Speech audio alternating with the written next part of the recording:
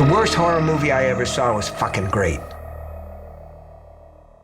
Hello and welcome to This May Hurt a Bit. My name is James Strayer and this is John C. Myers. And we're a horror franchise podcast discussing each film in popular and not so popular franchises. And today we are discussing Gremlins from 1984. So you thought we'd get finished with all the rasclin. We figured we'd sign out the year with the... No, that just it's always rasclin time for you. Well, I mean, the critters just wet my rasclin whistle. Yeah, they're just like, there wasn't enough rasclin, particularly since 2. That's true. I was like, I've got an urge for some completed rasclin. For those of you at home, you can't see it, but behind John is a chalkboard that says ABR, always be rasclin. Always be rasclin. So coffee's for rascalers only. So, or in this case, beer. Jolt Cola is for rascalers. Right. No, it just makes sense. And like, not that we have to justify anything, but it's just that usually we do franchises that are longer than 2 movies. But considering part 1 takes place at Christmas, part 2 takes place at New Year's Eve, it just kind of made sense to round out the year with little Gremlins. So I usually ask you, had you seen Gremlins before? I'm going to assume yes. I've never heard of this. I've never heard of this film ever. Right. Yeah. No, this was, of course, as an 80s kid. Yeah. Yeah. Like I remember watching this kid. I remember I had, the books that came from McDonald's Happy Meals. Heck yeah. With this thing. So I've grown up with this movie. And in fact, I was a little like, I hadn't seen this in forever, partly because in the, I would say like late 2000s, early 2010s, when there was just the glut of nostalgia, glut of like, we can understand this. The Gremlins was just, you'd see that everywhere. Mm-hmm. Now, this is a problem with society and not with me spending 23 hours a day online. Right. I just want to make that clear. But it was sort of this thing like, okay, Gremlins, I get it. But it's still a fantastic movie. Oh, it still holds so up good. And it's so much fun. I used to watch a ton as a kid, obviously, but then kind of gave it a break for a while. And then after, in the last decade or so, when I definitely run through certain Christmas movies, it has, I don't watch it every year necessarily, but I feel like I did go through a period where I kind of watched it a little bit too much and needed to put it down for a while. So it's been a couple of years since I had seen it. Yeah, I mean, spoiler alert for next episode, but I was much more of a Gremlins 2 guy. I mean, like we had Gremlins 2 on tape. Yes. We did not have Gremlins on tape. So I watched Gremlins 2 a lot more. Mm-hmm. I like the Christmas feeling of this one, but overall, sure, I prefer part 2.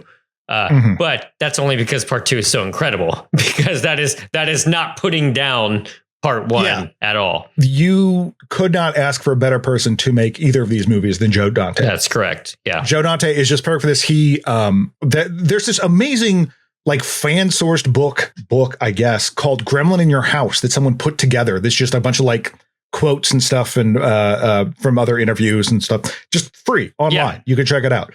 There's a quote in there attributed to Joe Dante that's like, describes the movie. It says, it's not the world's most logical plot, so to treat it with any degree of gravity probably wouldn't have helped the people watching, which is perfect because it rides this very perfect line of these sort of creature features and popcorn movies of like the 50s he was trying to make, where it's like, look, this is serious enough. We don't need to be like really dour about it because there's deaths and stuff like that, but it's also just ridiculous. And we don't really need to wink to the audience about it being ridiculous. We just need you need to believe that the people on screen believe this. Right. That's it. Yeah. And now granted that maybe changes in part 2, but for this one in particular, for trying to keep those horror elements in there, I think it works very well. Yeah. I mean, this guy, he lives and breathes old monster movies. So he's a Corman guy. His involvement in this was largely like Steven Spielberg liked The Howling. Right. And helped to bring him on for that. Just quick side note before we go full Dante, as is necessary here, but Tim Burton was the other one who was considered for this. And I love me some early Tim Burton as much as the next person, but I don't think that it would have had the, I don't know. Burton can get pretty zany. Look at Mars Attacks for what that's worth. Particularly like early Burton was a lot more like darker and just sillier goth than kid what he's type of thing. Yeah. But since he at that point had only done short films, they were a little less sure. It would have been interesting to see his version, but I wonder what a Tim Burton Gremlin would look like, because he would have sketched it and been very specific about the design. So And this thing went through so many changes beyond just the original Chris Columbus script, which was just a spec script to show, hey, I can do this. It's incredible he wrote this as a spec script for some reason to me. And it was, much darker. And then they changed it to lighten it up when Spielberg got involved. And then when Joe Dante got involved, he added his own things to it. And then stuff would change based on what the Gremlins could do, what the puppets, what the animatronics could do. Because that was a huge thing. Like, I love finding out that they initially was like, well, what if we dressed up monkeys in outfits? They were the Gremlins. Yeah. But then like you put a mask on a monkey and the monkey's like, no, I hate this. This sucks. The little bit that I read about that was like someone literally brought a monkey in a gremlin outfit into Joe Dante, into his office. It went nuts, trashed the place. So it rascaled. So he just had no control over said rascaling. Yeah. And there was feces involved in this rascaling. And I do not condone that level of rascaling whatsoever. Yeah. So evidently the monkey went ape shit. And then Dante just looks at the guy, the producers, and said, so puppets? Yeah. Good try on the monkey in the outfit. Makes me think of the great Italian Greyhound as Alien in Alien 3, which is just adorable if you ever see those photos online. Yeah, or the dogs from Attack of the Shrews. Yes, exactly. Well, I mean, there's so many like great little stories like that from the giant spiders, Right.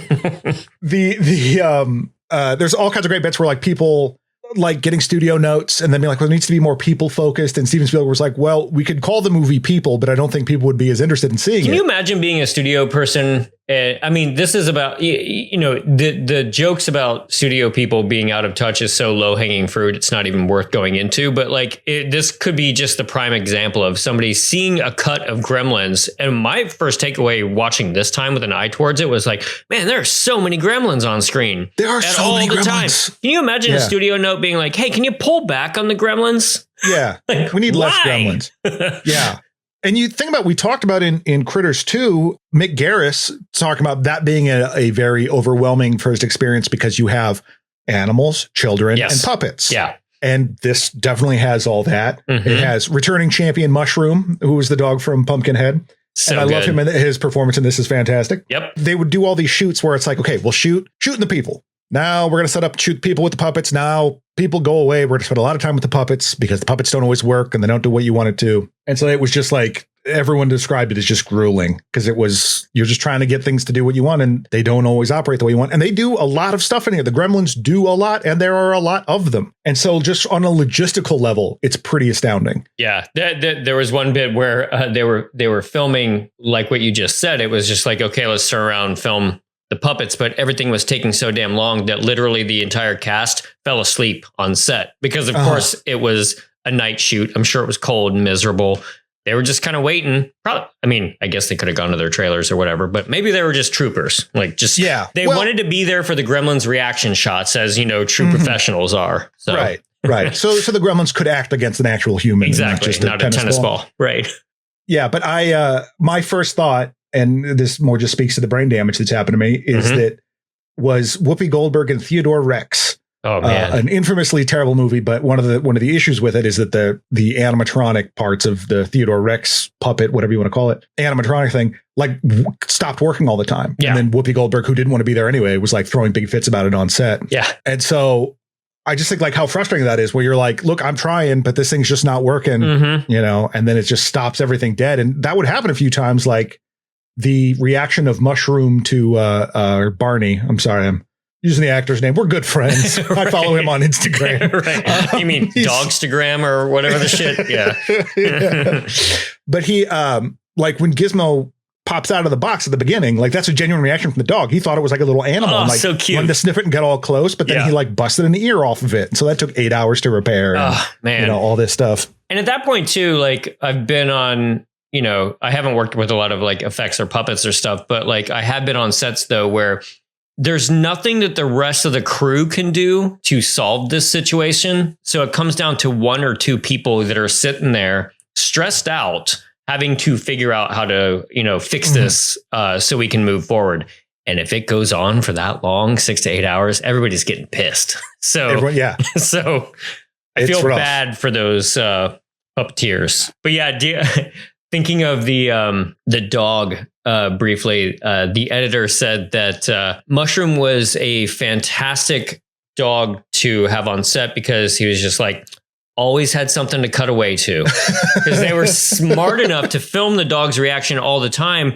And he would just be like, needed to cut away, needed to cut around something that the puppet wasn't doing just very well. Cut to the dog, always given good face. So see, there's so many things in this movie that I have like crapped on other movies for, but it doesn't bother me in this. Like dog reaction shots, usually like in a bad comedy in particular, like that's there. But in this, I love Mushroom makes it work.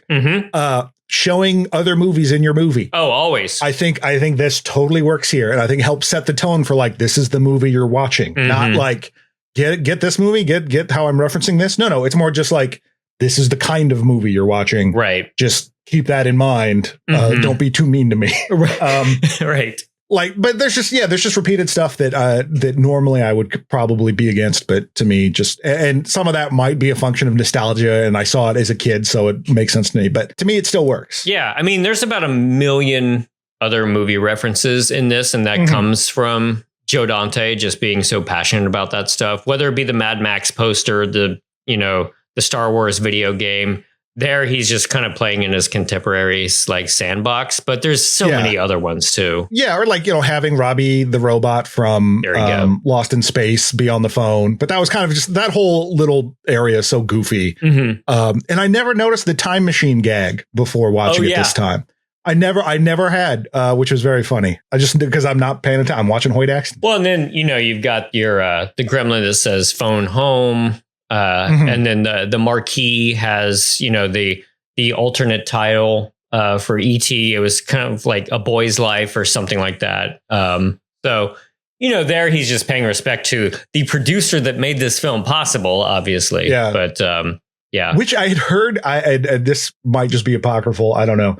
But I'd heard that at one point, like Steven Spielberg, when they were trying to figure out Gizmo, because Gizmo and Stripe are going to be the same character, but they're like, no, we got to keep Gizmo cute. I think that's smart. Need something for the audience to root for. Yeah. But he was like, oh, can we give it the coloring of my dog? Which is like, fine. Man, yeah. Can you imagine getting Steve. that note? Yeah. Thinking about the original script that was turned in that Spielberg read, obviously, and he's like, yes, let's go forward with this. Quite a few changes were made, and I definitely come down on the side of no, make this a Spielberg-y picture, because the other one was just so violent. It sounded like. Now, granted, would I like to watch it? Sure, no problem. Oh, sure. But I don't think that it would have broken through like this did. It would have become like another Critters or a Munchies, better made, but just a dark creature feature. Like the most astounding one to me, evidently, is like one of the gremlins cuts off his mom's head and tosses it down the stairs, which is insane because the mom kicks ass in this movie. Obviously, that would just be a little bit much. Yeah, and I think it like what the gremlins sort of ended up being is so much more fun. And we talked about this in Gremlins a bit, and Gremlins in Critters a bit, that like they're just agents of chaos. Yeah. They're the attack with the mom and all that. The one's just like throwing plates at her, not because he thinks it's going to do any particular damage or trying to stop her. No, it's annoying as hell and he thinks it's funny. Right. Like that's it. Well, yeah. They're just doing bits and I love it. Right. That's the thing. I mentioned this in the Critters wrap up. It's just like, if there's violence to be had, but it makes the other critters laugh, then great. That's fine. And so, if they're constantly doing bits like in the bar, which we'll get to later, they just want to giggle, and I'm on their side. So, I mean, it's basically like, to put it in a more modern context, like imagine if your town was plagued by YouTube pranksters. Oh, good just God. A bunch of idiots with that like broccoli perm haircut. That they're just filming YouTube pranks all over the place. Holy crap! You just made me dislike Gremlins for some reason. But like, it's society's fault. Yes, not the fault of Gremlins. It's the internet's fault. Yeah. As always. But yeah, I mean the darkness. Like I think Barney the dog got eaten instead of just sort of strung up by Christmas lights. Again, because the critters would have eaten him. Critters would have. Oh, that's true. Gremlins are just having fun. Gremlins are just like, look at that idiot. Yeah. All right, moving on. We cut break lines. That's fine. Yeah, but, it's more specifically to the laugh, because gremlins don't eat their victims. They just, no. If I trip you going down the stairs and you die, it's more just that I wanted to watch you fall down the stairs because it's funny, you know. Yeah. Or in this case, go up the stairs. Yeah, in a chair. I don't think they, you know, like when they get Mrs. Deagle, you know, did they specifically like, well, if we make this adjustment to the chair, we'll fuck it up, or was it just like, oh, I'm just gonna fuck with this, and hey, look what happened there. Yeah, we managed to kill her. Oh well, that pretty was great. Fun. Yeah. We just wanted to do the caroling bit. Sure. Which was also great. I love their little outfits in the caroling bit so much.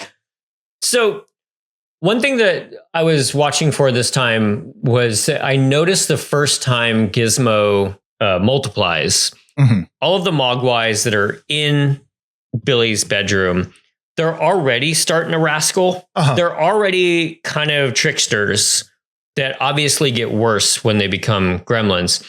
Why is it that is Gizmo the outlier? If he's just kind of like chilling in the bed with his nice little blanket, looking at 3D comics, he even says, no, I don't need a snack, which who in their right mind says, I don't want a snack while reading comic books. Snacks are great. Yeah. Do you think that Mogwais are inherently rascals, or do they become rascals when they become gremlins? It seems like that it's just that Gizmo might be the outlier, but there's also, because we don't really see this from other things that haven't already come from Gizmo. Right. Is that Gizmo basically is an acolyte, is a follower of Dr. Hal Raglan and his psychoplasmics from the Brood. And basically, this was just all his suppressed emotions. Yes. Gizmo is just Midwest nice and just pushes it all down. Oh, and so when he gets wet, these are just these other aspects of him that are coming out and popping off his body. Okay, so they're just shades of Gizmo. Shades of Gizmo, right? Which is also his one-man show. Right, one-man black box theater. One light above Gizmo. Oh no, not lights. no, too bright. No, God. No, but so yeah, it just struck me that immediately all the other Mogwais were going nuts. I kind of wondered that, like, if they were going nuts and started to be rascals, if they saw Gizmo being treated more like a family pet, like he's under the blankets, he's got all these little extra things. He probably gets snacks before midnight if he wants them. Yeah. I just couldn't figure out, not that it matters, why the Mogwais were all of a sudden just starting to cause trouble. I think Stripe was like the cool kid. Like maybe they were fine at first. Like they were little, like, you know, they're little animals. They're out of hand, but then puppies. Yeah. Stripe becomes the alpha dog, and they're like following him because he's cool. That's like, you know, he's the one playing the video game and spitting on Gizmo. And exactly. That's pretty sweet. That's funny. Ew. They're just naturally toadies, I guess, is really the thing with Mogwai. And then occasionally the outlier is the one that will rise above that. Yes. Much like me and all the other NPCs in my life, you know, like that I'm the alpha dog. And yeah. They don't know. They don't know my powers. Yeah. Yet. But yeah, so let's think about Billy too for a second, because the other thing that struck me watching it this time was Billy seems awfully old for the writing of the character. Yes. And I know that he was cast late, but like, let's think about this for a moment, where his father says, I want to get my kid a puppy. Now, puppies are ubiquitous to all ages. Yeah. They bring love to everybody. However, if you're thinking about getting a puppy for your kid for Christmas, usually a smaller kid. He's got robots underneath the Christmas tree, but at the same time, like, he works at a bank. He goes to the bar. Yeah. You know, his best friend is a 12-year-old. Yeah. In the earlier versions, he was more like 13, 15, something like that. And they kept a lot of that. So now it just seems like, you know, he has this child that he orders around dressed like a tree to bring him trees and to hang out in a room shirtless with him. Yeah. So that doesn't make a ton of sense. But yeah, as much as it just seems like a small town, and because he draws comics and stuff, this kid's like, hey, what do you know, I think you're cool. And then he's just a big old nerd, you know, and it's not really something that you spend a lot of time thinking about. Right.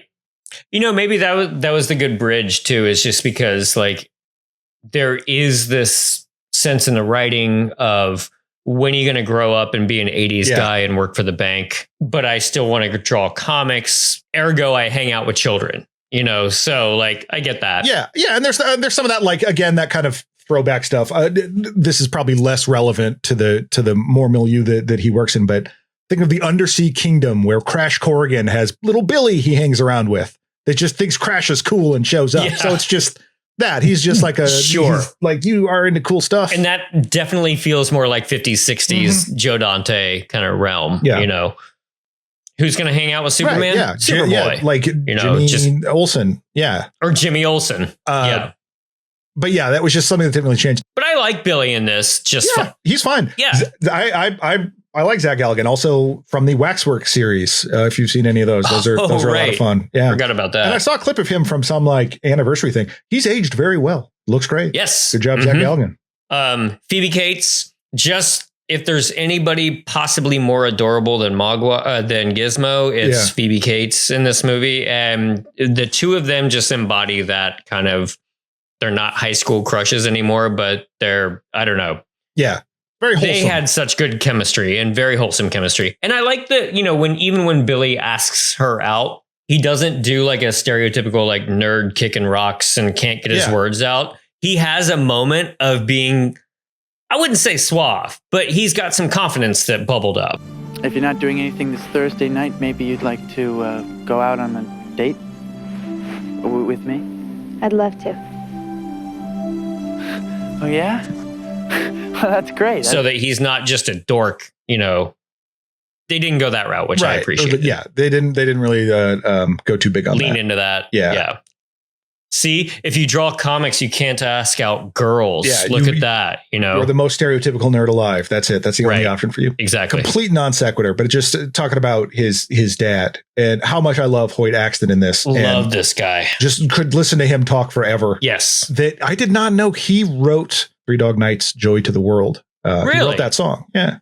Oh. Yeah. All right. Yeah, pretty wild. But little side job. Yeah. But just like Liz, again, that Gremlin in Your House fan book thing I was reading, like he just seems like such a chill guy. There's a bit there where he's not really used to acting that much. And he, you know, asked Joe Dante, you know, was like, is it okay if I have ideas? Joe, I was like, yeah, sure. Like, talk to me about it. And he's like in the middle of a scene called Cut. And then Joe Dante's like, your character doesn't say cut. Where in the script does your character say cut?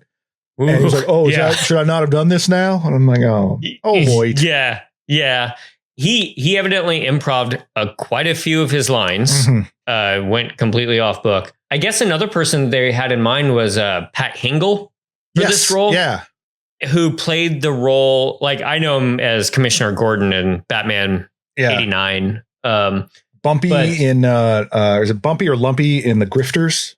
He's terrifying in that movie. But he played the character too sad and down on his luck, which I think would have been a little exhausting for this, because one of the bits that I love about the dad is that Billy and the mom don't look at him as a failure at all. Yeah. They're excited to see him when he comes home. Yeah. You know, and I freaking love their interactions with the machines around the house because it's like there's a moment when Billy makes the eggs and he's just, I think the way it's shot too is like the egg machine is like actually in the foreground. So our view is like looking at that thing and Billy comes around and then he looks at it too. It's like this ominous shot. Yeah. And Billy knows that he could just crack an egg and like, you know, squish him around like on his own, but he wants to support his dad. He knows it's going to go wrong. Does it anyway. Yeah, same thing with the mom on the phone. Sweet. Yeah, the mom on the phone. Like she does the remote control thing, and then when it doesn't work, you know, she'll give it a shot. Yeah, no, that's nice. Dad's machines, they work so well the first couple of weeks. Now, again, we update that to modern time. Dad's a Bitcoin guy. Or no, he might be more. Pat Hingle played him as an NFT guy. And that was that was too sad, so they changed it to Hoyt Axton Bitcoin. Hoytcoin. to Hoytcoin, yeah.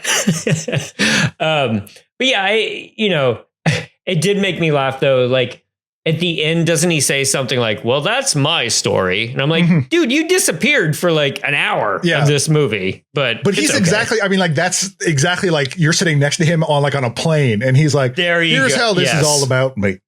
That's true. And you're like, absolutely. True. I love every moment of this. Would you want a bathroom buddy? Yeah, sure. I had to stop and think, oh, wait, you're talking about the thing. Like there were some, like, particularly as a kid, you're like, that would be awesome. Those are very like child-brained inventions of like, here's all this toothbrush stuff and it's just in this cube. Well, And I feel love like it. there was a lot of 80s movies that had like ill-thought inventions that go wacky. Yeah, well, yeah, Goonies. Goonies would, or like Honey, I Shrunk the Kids Yeah. is all about that, I suppose. I like his enthusiasm. Granted, he has the whole like salesman thing that can get a little exhausting, but yeah, I just really appreciated this time that his family doesn't like, think ill of him. Yeah. He's still, because you're always rooting for the protagonist here, Right. Even like watching it this time, it's so funny like how benign I thought Futterman was. You like to bring your plow for a tune-up and find it loaded with foreign parts. Huh? I mean everything. Gaskets, pistons, spark plugs, all of it foreign. Like watching it as a kid growing up, he's like, oh yeah, it's just growling on about like foreign parts, and now you're like, oh, that's the country now. This sucks. Yeah.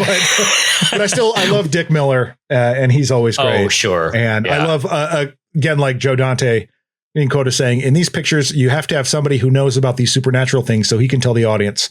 We find using Dick is better than going to the library and opening up books. Which That's cool. in this way, yes. Normally, I love a good research scene. I love someone hitting the microfiche, but like, particularly in this one where it's like, I don't know what this is, but this weird old racist kind of sounds like let's just go with that. They're gremlins, sure.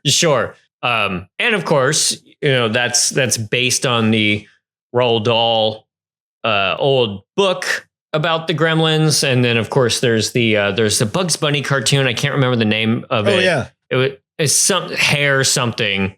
I'm shocked that it's hair something.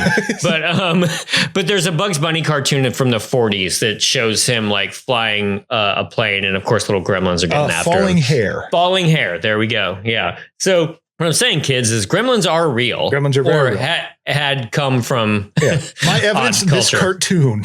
Yes, that's enough for me. Yeah. But yeah, and then I don't know if they used the word gremlin in the Twilight Zone episode with William Shatner, but it's something like Terror at 10,000 feet, where he's looking outside and he sees basically a gremlin. Is that idea? But yeah, it's like it's a pretty specific thing about little creatures that get into airplanes, which is so highly specific. Yeah. But then it just becomes them rascling around, destroying other things, which of course goes hand in hand with the idea of an inventor whose stuff goes haywire all the time, whether incited by gremlins or not. Yeah. And it's not really like I was saying before, like when there's a bit where one of them is messing with the traffic lights. But there's never a clear indication of like, they know what they're doing. You know what I mean? So you're just like, is he just wrestling around in there? Or is he like, no, I know what this will do to the traffic lights and cause problems.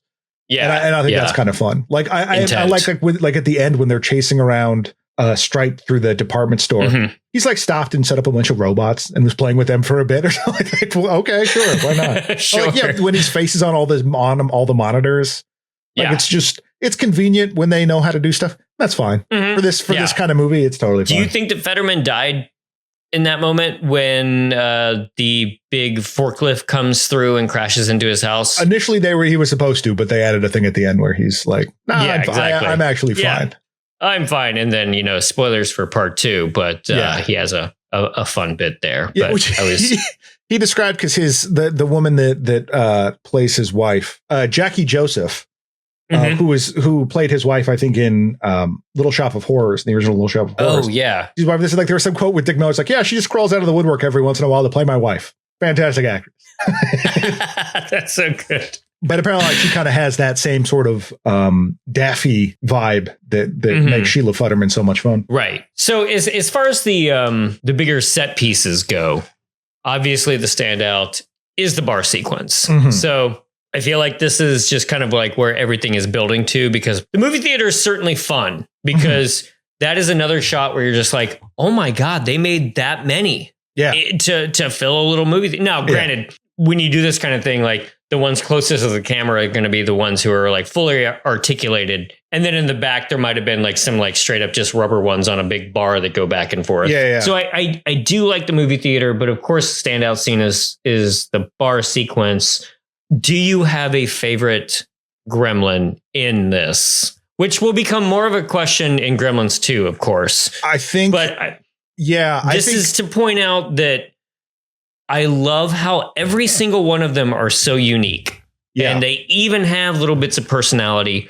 Whereas, the critters all kind of look the same. Yeah, there's that one that was bald. I'm not knocking it because they obviously didn't have $11 million to make their movie.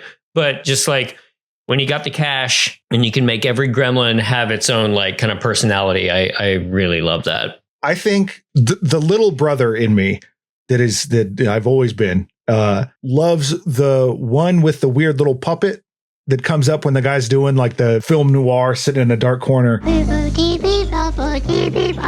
Is just annoying. Like he's just there to annoy that guy. It's very funny. So I think I'd probably go with that one. It's funny because I was going to say, I think mine is the Tom Waits film noir guy sitting in the corner that gets annoyed. So there's our dynamic. Yeah. This is the jackass that's like, hey, you're not paying attention to me right now. Let's change that. Right. You brooding on something over there by yourself with some whiskey. Let's have some laughs. Yeah.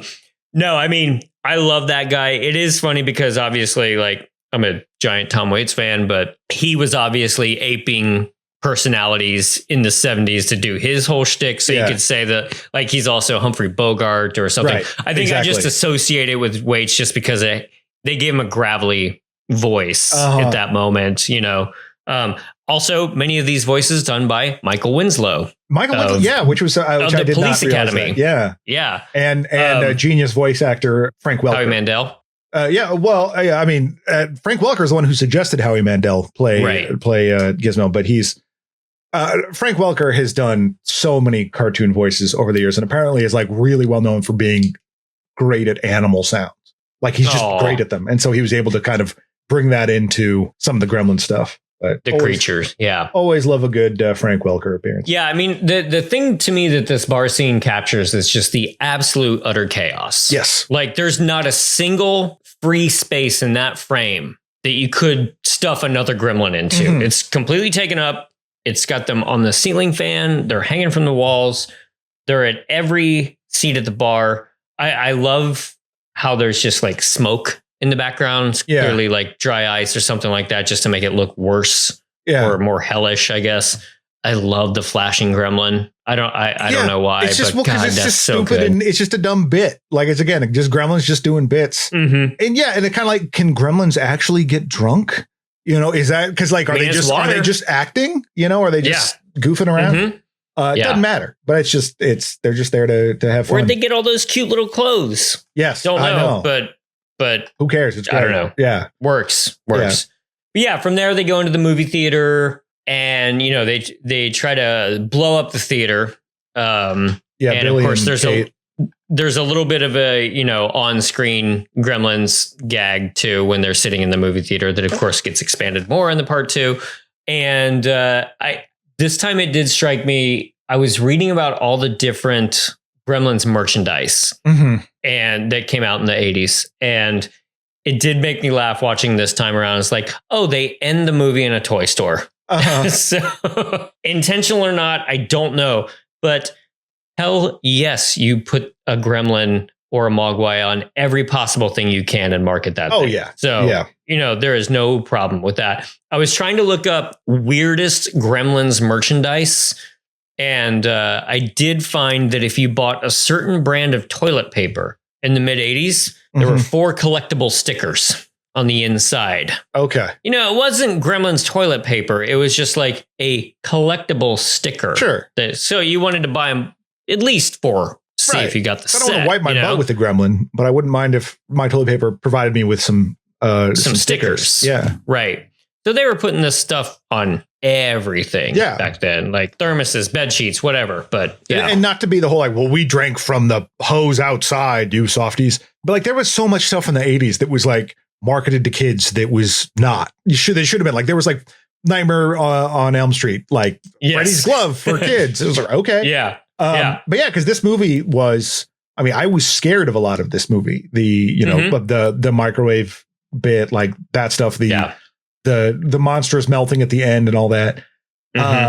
But like, I still liked it because they're like, oh yeah, little creatures running around. And then that, like, because I'm getting stuff from McDonald's, the books, I'm like, well, this must be for kids because I'm watching it. So speaking of the kills, so a lot of the kills, like we said, were very they're cartoonish. Mhm. It did make me think though, like the first kill, the first human kill Yes. is the teacher. Yes. He gets stuck in the butt by a syringe. Mhm. Is it one syringe? Yeah, just one. I think it's just one. Yeah. Yeah, because I was reading about it, and evidently, originally they were supposed to discover his body, and there were syringes all in his face. Oh, geez. Very Pinhead style. Yeah, which seems a little excessive for this kind of like slightly toned down movie. Yeah. But I want to know, what the hell did he have in those syringes in a high school biology class that could be lethal that he was just hanging out with? Right. Why did he have life-taking syringes? But whenever you see a scientist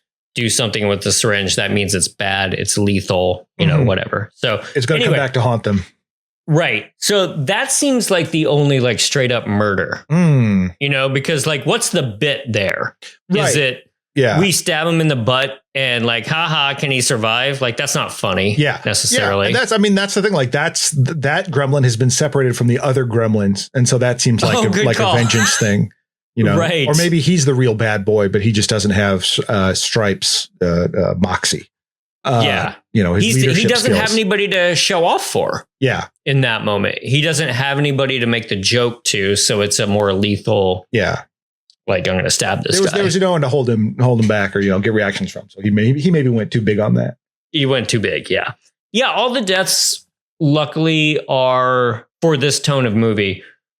They're still pretty violent, but the most violence is reserved for the gremlins themselves. Like you said, the microwave, the mixing bowl, the blender thing. Yeah. Yeah. There was a deleted bit where like she actually goes nuts and like just stabs a gremlin over and over and over. And they decided to cut that from the film, but you can still see the blood spatter on the back wall of where she did that. Nice. Because when the mom goes ham on all the gremlins, like that's interesting that that happened early in the film, because I feel like that is an extremely like that's something that you might build up to. Right. That's almost like a Final Girl moment. Sure. Really. Yeah. And mom is the one who kicks ass early on in this version, which is fun. Yeah. And then like really the darkest bit outside of that for the humans is just Kate's story about her dad, which is also, oh my God. Yes. Like, and that was a huge point of contention of keeping that in the movie. Like where Spielberg was like, oh, did you cut that? No.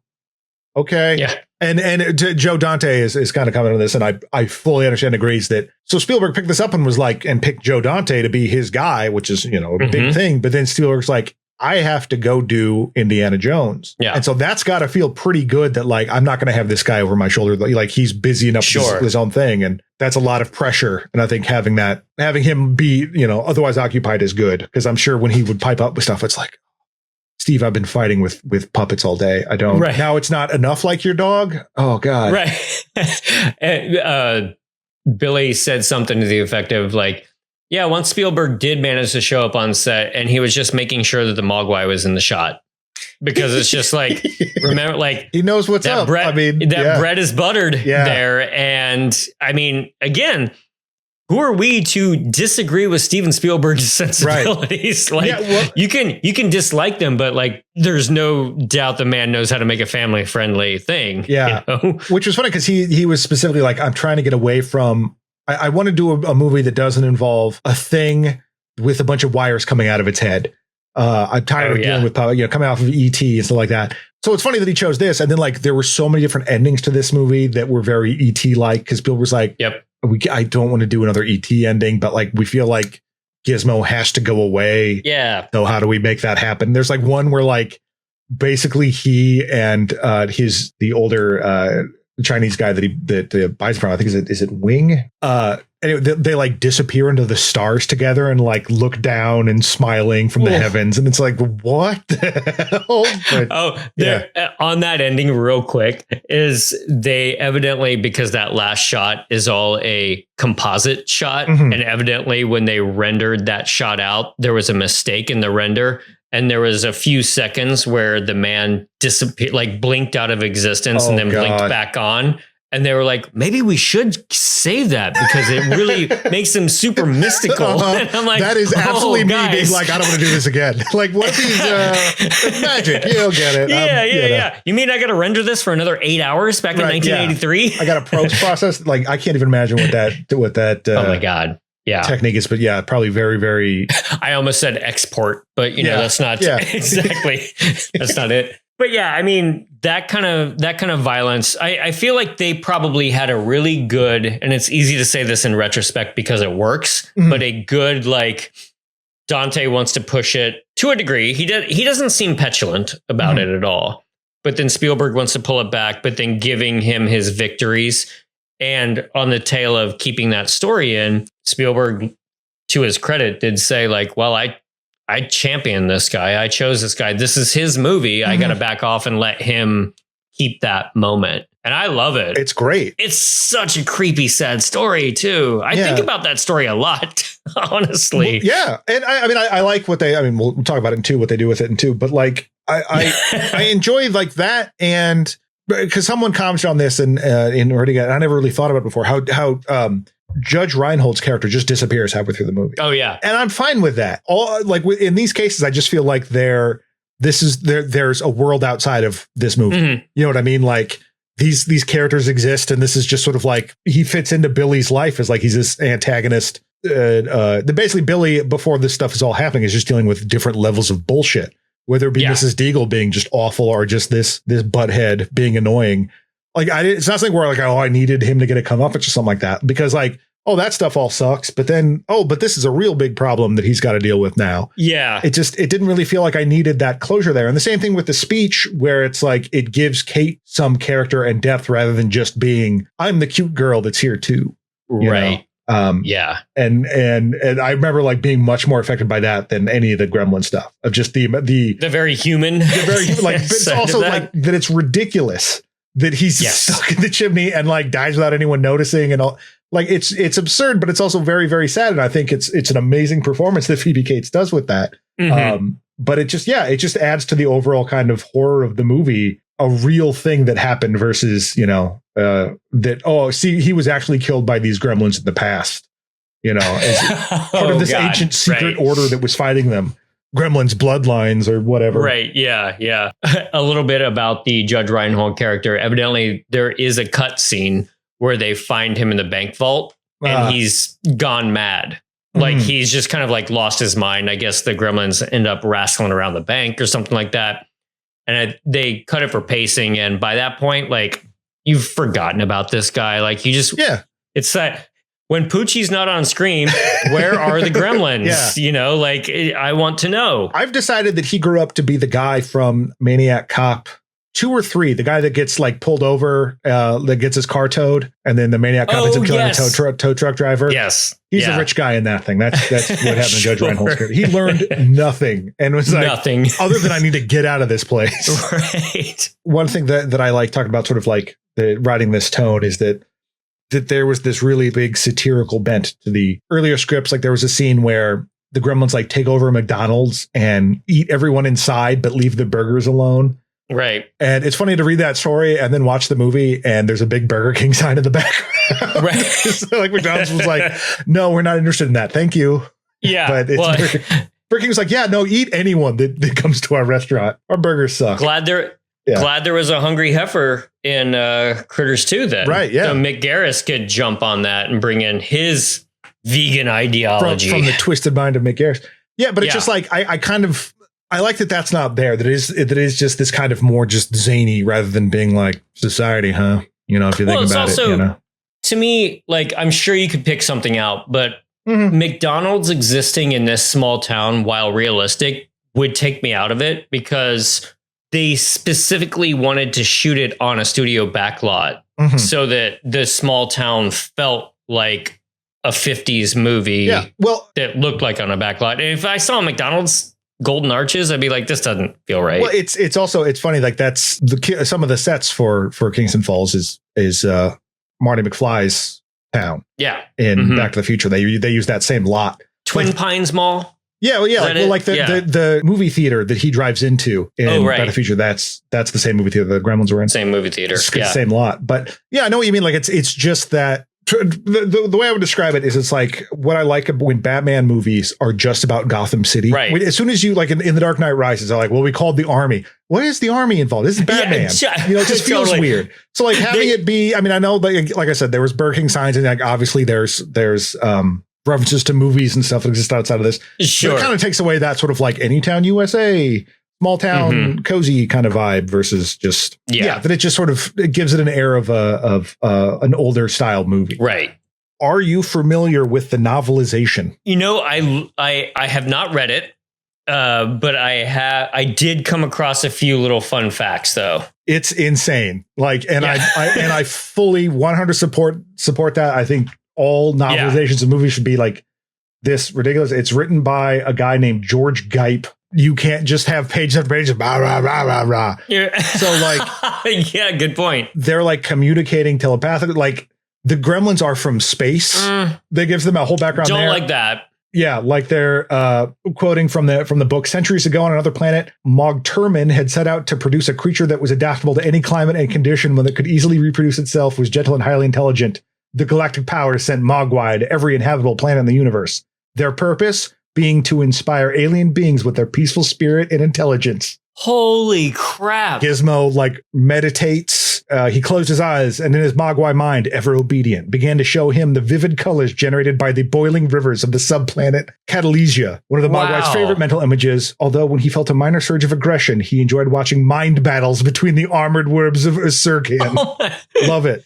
Mind battles. The mind battles. Like that's just, oh yes. I do not like that for these Gremlins, but I love how insane that is. That's just wonderful. Completely. Like that's so clearly like whoever wrote that was just like, well, I'm going to adapt some of my ideas from my giant fantasy series that I've been working on.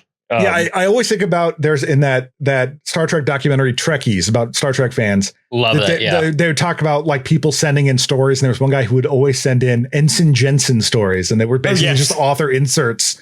And it was Jensen would do this and that, and so it's just that where it's just like, all right, well, they didn't buy my my Accursian worms, battle worms, but I can put them in this Gremlin thing. Which in fact, Hoyt Axton wanted to like interview with him. He was talking about wanting to write science fiction stuff, and like because he really liked aliens and that kind of stuff. And he said that he shared some of his stories with one of the people on this movie, Kathleen Kennedy, who went on to run a bunch of the Star Wars stuff. Yeah. But he's like, she didn't like him, but that doesn't stop me from liking him. I'm like, man, Hoyt, you're so great. So good. That's so cool. Oh, I love that. Yeah. Man, I wanted to read off the highest grossing films of 1984 really quick. Right. Because it is known that this was released on the same day as Ghostbusters, which is just an insane amount of wealth for a kid, for pop culture, for culture in general.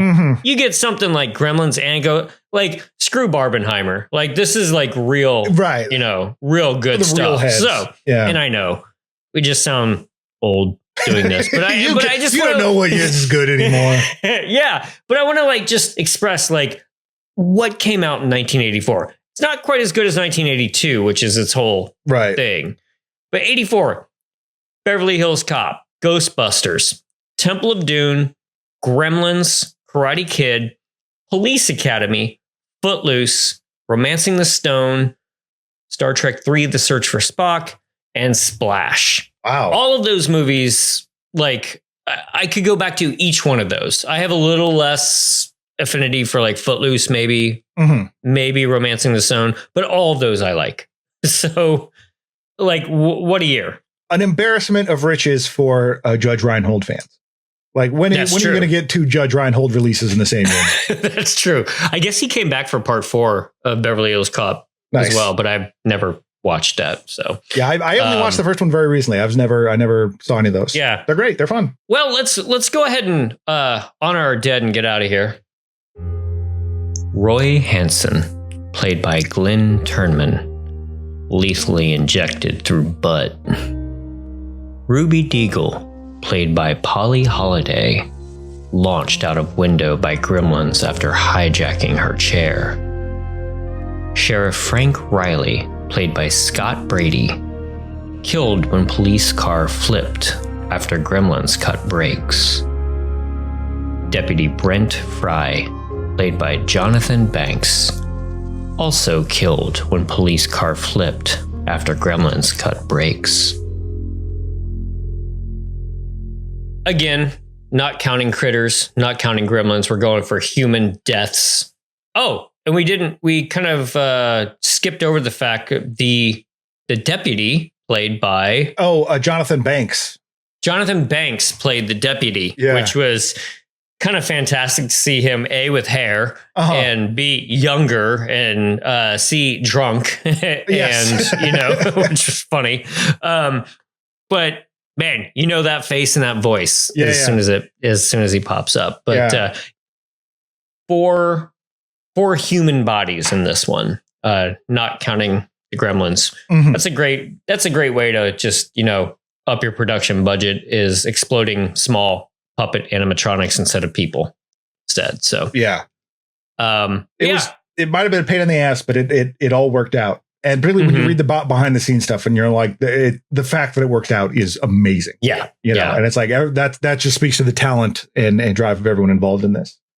And of course, and I'm sure we'll get into this in the wrap up, but like there has been a part 3 that people have like wanted to do, but it's always with that caveat of like, you just cannot CGI these guys. You got to keep them puppets. There's like, I think at that point, even mainstream audiences might revolt, not just like practical effects people. Like, I think even that might be a bridge too far, but I'm not sure. Yeah. I don't know. I feel like there's something about it that just feels wrong. I don't know. Like even then, like because they recently, did that cartoon Gremlin Secret of the Mogwai. Right. And it's like, that's fine. Like a cartoons, absolutely, that's fine. Yeah. But like if you're going to do a live action thing, having him be CG is just it makes it feel less special, I guess. Like it just doesn't seem. I mean, when critters can figure out that you don't do these things CG, I think right. Well, I hope everybody is watching Gremlins for Christmas, and I hope that everybody will watch part 2 for New Year's Eve with us. We did want to thank everybody that signed up for our Patreon already. That's fantastic. Yes. Everybody who did sign up for that got our discussion of the first Omen, because that came out after we had already done our Omen franchise review, I think. Yeah, we were all into the chainsaw stuff. Yeah, so we went ahead and... you want to hear the continuation of the Omen franchise via the first Omen, go ahead and go over and sign up for that Patreon over there. And so, yes, thanks, sir. More fun stuff coming. More fun stuff coming. Definitely more fun stuff for the Christmas season, or Yule, as in log. Not that never mind. Yeah, it's like, what are you posting? Yeah. little Griswold's humor there. Anyway, but yeah, go ahead and check out our Patreon if you would like. And in the meantime, maybe give us one of those Christmas presents of a 5-star review. That might be nice. But we give you a 5-star review? Yeah. I mean, I am lousy with 5-star reviews, man. But in the meantime, of course, just stick around here on the main feed for we're gonna dive into Gremlins too. You blew our cover. Yeah, it's like what? Which one is Police Academy where they go to Russia? Is Mission it like Moscow? That's like 8 or something like that. Yeah, with Ron Perlman. Will we get through all horror franchises and end up just being like, all right? Obviously, the next step is Police Academy. Police Academy. Actually, this isn't the first time that's come up. I think we talked to Greg Baconi about that, like in episode 12. That makes sense. That makes a lot of sense. Yeah. All right, everyone. Well, thanks for listening, and stay tuned for Gremlins 2. So if you've never seen these movies, which would kind of surprise me, but hey, as always, that's amazing. Yeah. Welcome. And if you like part 1, probably love part 2. Yeah. So I'm pretty stoked to talk about that one. So in the meantime, you can find us at This May Hurt a Bit Pod on Instagram, Hurt a Bit Pod on YouTube, and email us at thismayhurtabitpod@gmail.com. And if you're messing with the little blue sky like I am recently, I didn't start a whole new account. You can just I post about that our show on my personal account. So if you just look up James Strayer on Blue Sky, you can see that there too. So. Ooh. Yeah. Till then, fire up Gremlins 2, and we will see you next week. Good night. Good night. This has been a Caretaker Press production. It was produced by James Strayer and edited by John C. Myers. Logo by Ethan Kimberling and music by Michael Arthur Holloway, who you can find on Bandcamp. Follow us on Instagram at thismayhurtabitpod and email us at thismayhurtabitpod@gmail.com. Give us a 5-star review over on your favorite podcast app, and we'll see you next time.